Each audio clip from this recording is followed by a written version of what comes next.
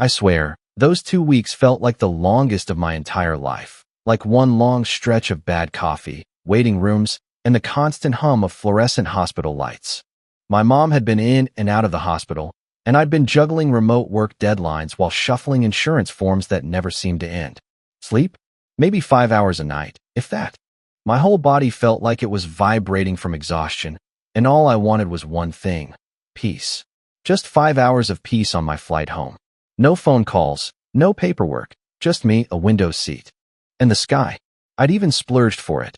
Seat 18A, right side, window, just ahead of the wing. $39 to lock it in, and worth every penny. There's something about staring out at the clouds that calms me, like the horizon keeps my anxiety in check. I'd been thinking about that view all day as my one tiny oasis. Of course, I almost missed the flight anyway.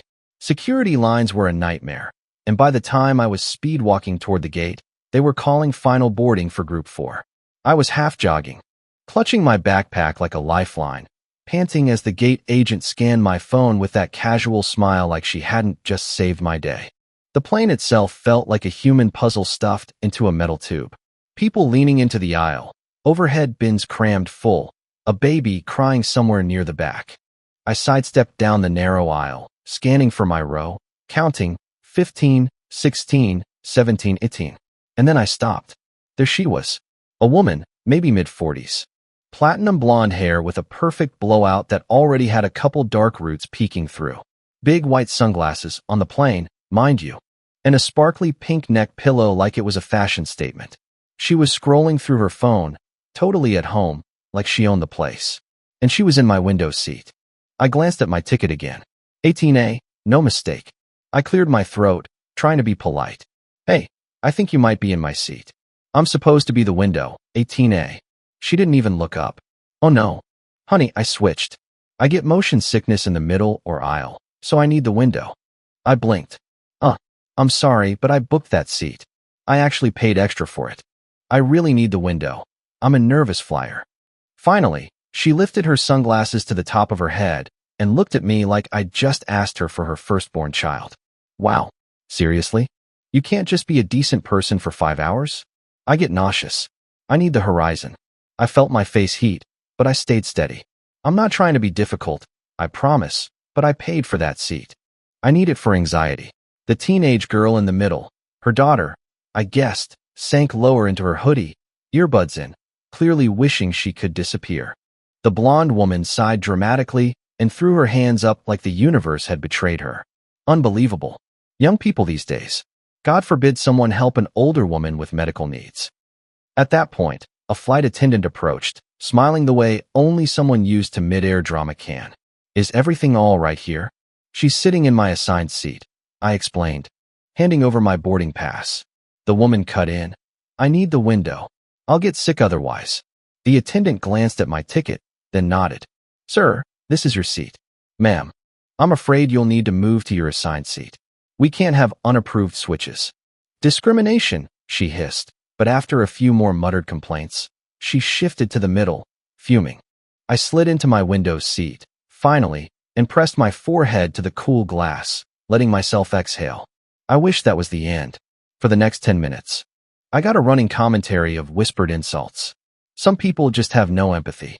I hope he enjoys watching me throw up. Then came the armrest war.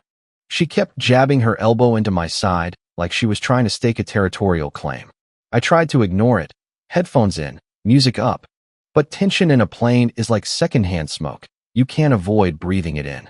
By the time the drink cart rolled through, I flagged down the same attendant and quietly said, Hey, just so you know, she's been elbowing me and coughing in my direction.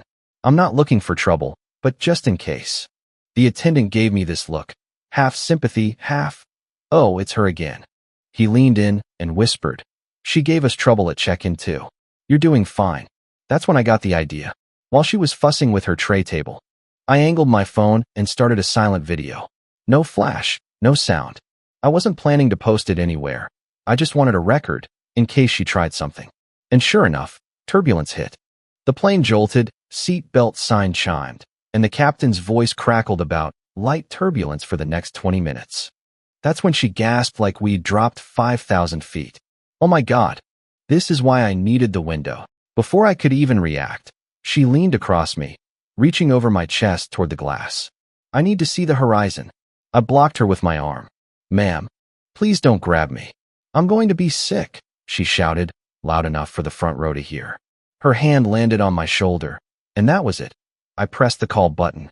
2 attendants appeared fast, one of them a tall guy with the kind of calm, dead serious face that says, "Don't test me." He said, "Ma'am, you need to remain seated. Stop reaching across the row." "She's lying," the woman snapped. "He's been harassing me the whole flight. He even recorded me. I'm the one with anxiety here." I handed the attendant my phone without a word. He looked at the screen, then looked at her, and his expression didn't budge. "Ma'am, please gather your things. You'll need to move." Her jaw dropped. "What? Him? He's the problem." "Ma'am," the other attendant said, voice like steel, "this is your final warning." She stood up so fast her neck pillow fell into the aisle, and her daughter followed silently. As they shuffled toward the back, a man across the aisle muttered, "Finally." I thought that was it, but 20 minutes later, I saw her up front, whispering furiously to the tall attendant. I caught bits of it: harassment, unsafe, recorded without permission. He stayed calm, said they'd reviewed the footage, that I'd done nothing wrong, that she had created the disturbance. Then came the moment that felt like a movie. A passenger in business casual stood up and said, "Lady, no offense, but we all watched what happened. You stole his seat, argued with the crew, and now you're playing the victim. Just stop." You could feel the air in the cabin change. Another voice chimed in. An older woman too rose up, not even looking up from her crossword. "He's right. We saw everything." Karen, though I didn't know her name, she was definitely a Karen, realized the whole front half of the plane was against her. Her face went red. She hissed something under her breath, and the attendant gestured her back to her new seat. As she stormed off, a few people actually clapped. The rest of the flight? Peaceful. I leaned into my window, watched the sunset turn the clouds gold and lavender, and let my shoulders finally relax. For the first time in weeks, I felt in control. After we landed, I stayed seated, letting the aisle clear. The last thing I wanted was an awkward standoff in the jet bridge. But then I heard a soft voice, her daughter. She mumbled, "Hey, I'm sorry about earlier." She's always like that. I told her she didn't need to apologize for someone else. She gave a tiny smile and slipped away. When I finally stepped off the plane, a gate agent waved me over and handed me a little white envelope. "Captain wanted you to have this," she said. "Thanks for keeping your cool." Inside was a $150 travel voucher and a handwritten note. "Thanks for your patience. Hope your next flight is smoother." Walking to baggage claim, I felt lighter than I had in days.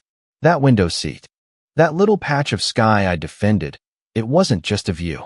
It was a reminder that you don't have to yell or fight to stand up for yourself. Sometimes staying calm is the loudest thing you can do. So tell me, what would you have done in my shoes? Would you have given up the seat or stood your ground? Drop a comment and let me know if I was right to hold my line, or if you think I should have just let it go. And hey, if you've ever had your own Karen on a plane moment, I want to hear that too.